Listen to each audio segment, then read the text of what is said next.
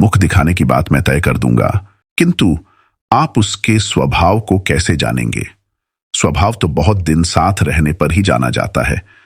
जैनुस्सनम ने कहा, मैं किसी का मुख देखकर ही उसके मन की बात जान लेता हूं।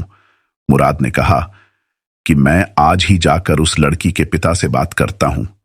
दूसरे दिन मुराद के साथ जाकर जैनुस्सनम कन्या के पिता से मिला।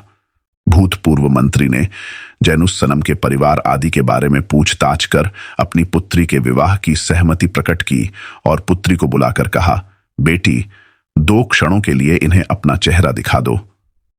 लड़की ने चेहरे से नकाब उठाया तो जैनुस्सनम उसका रूप देखकर चकाचौंध हो गया और सोचने लगा कि यह तो मेरी ही होकर रहे तो अच्छा हो। फिर उसने जादुई शीशे में उसका चेहरा देखा।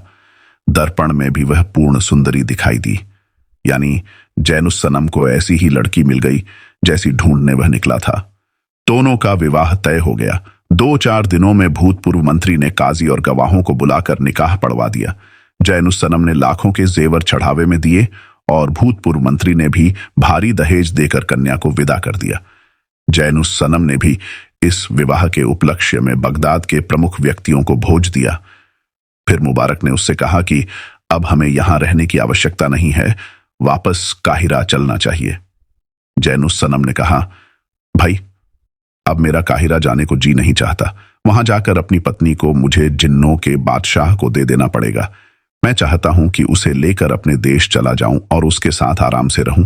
मुबारक ने कहा, ऐसी बात मन में भी न लाइए। याद रखिए कि जिन्नों के बादशाह से जो प्रतिज्ञा आपने की है, उसे भंग किया तो वह आपको जीवित नहीं छोड़ेगा।